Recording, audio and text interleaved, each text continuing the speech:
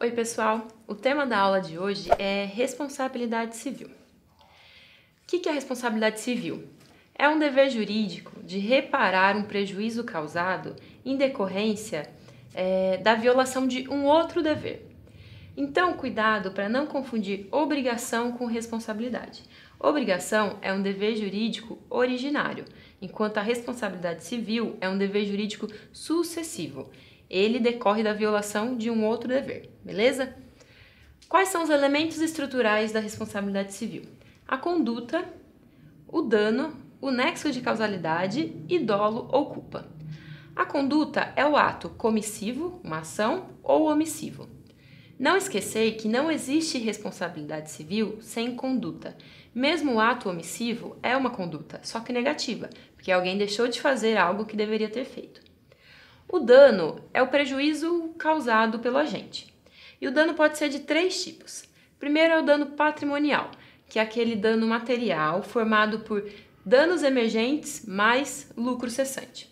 Dano emergente é um desfalque patrimonial imediato, um desfalque atual, enquanto o lucro cessante é aquilo que se deixou de ganhar, porque houve a quebra de uma forte expectativa.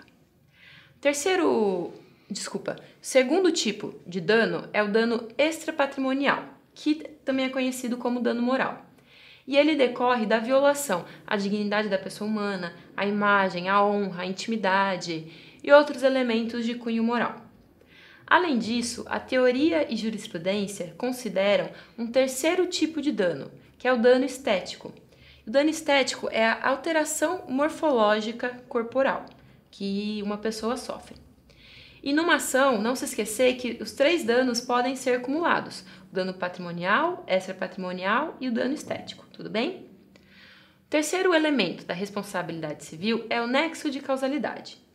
É o vínculo, é o que liga o dano à conduta. Só a causa direta e imediata, aquela que levou à ocorrência do dano, é que enseja a imputação da responsabilidade civil. E por fim, nós temos o dolo ou culpa, que são elementos eventuais da responsabilidade civil, porque nem sempre eles estão presentes. E aqui eu já começo a falar um pouco das classificações de responsabilidade civil, porque a primeira classificação é baseada exatamente na presença de dolo ou culpa. A responsabilidade subjetiva se baseia no dolo ou culpa, na intenção de causar um prejuízo ou então no descumprimento de um dever de cuidado. Por outro lado, a responsabilidade objetiva, ela não tem como requisito dolo ou culpa. Precisa-se apenas comprovar a conduta, o dano e o nexo de causalidade. O Código Civil prevê responsabilidade objetiva pelo risco da atividade, pelo ato de terceiro e pelo fato da coisa. Outras legislações prevêem outras formas de responsabilidade objetiva, como o Código de Defesa do Consumidor, a legislação ambiental, mas aqui a gente tá focado no Código Civil, tudo bem? E falando em ato de terceiro e fato da coisa, a gente entra numa segunda classificação da responsabilidade, que é aquela que divide em responsabilidade por ato próprio, responsabilidade por ato de terceiro e responsabilidade por fato da coisa. Responsabilidade por ato próprio é quando eu respondo pelos prejuízos que eu mesma causei. Bem simples. Já a responsabilidade por ato de terceiro é quando uma pessoa responde pela conduta alheia. E isso ocorre segundo o rol taxativo do artigo 932 do Código Civil.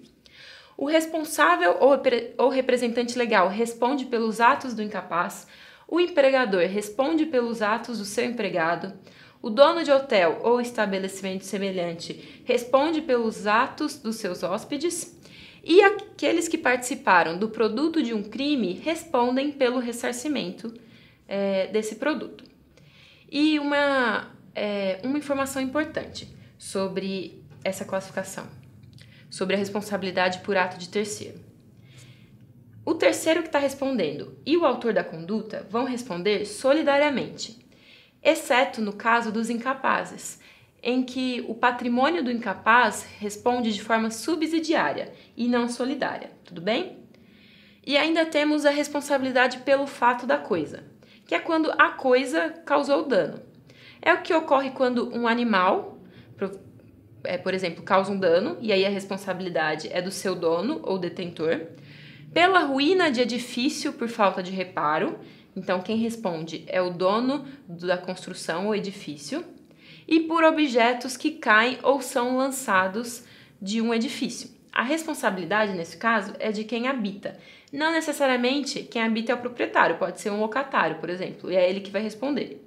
No caso de condomínios edilícios, quando não se puder identificar quem foi o autor da conduta, é o condomínio que vai responder como um todo. E lembrando, responsabilidade pelo fato da coisa e responsabilidade por ato de terceiro são hipóteses de responsabilidade objetiva, que não necessita de dolo ou culpa. Por fim, a classificação de responsabilidade, que divide em contratual e extracontratual. Extracontratual também conhecida como responsabilidade aquiliana. A responsabilidade contratual é aquela que decorre do inadimplemento de um vínculo obrigacional. Já na responsabilidade extracontratual, ela advém em virtude da lesão a um direito subjetivo. Não existia um vínculo contratual entre o ofensor e a vítima. Bom, e terminei por aqui as classificações, mas antes de terminar o vídeo, eu queria fazer um lembrete muito importante. A responsabilidade civil não decorre somente de ato ilícito. Ela pode advir também de um ato lícito. Por exemplo, se um pedestre indevidamente atravessa a rua na frente de um carro e o motorista desvia para não atropelá-lo e bate no muro. Esse motorista vai responder pelo prejuízo causado ao dono do muro, mesmo que depois ele tenha direito de regresso contra o pedestre. Mas, mesmo tendo cometido um ato lícito, para não atropelar o pedestre, ele vai ter que responder pelo dano causado. Tudo bem? Bons estudos para todos e nos vemos em breve.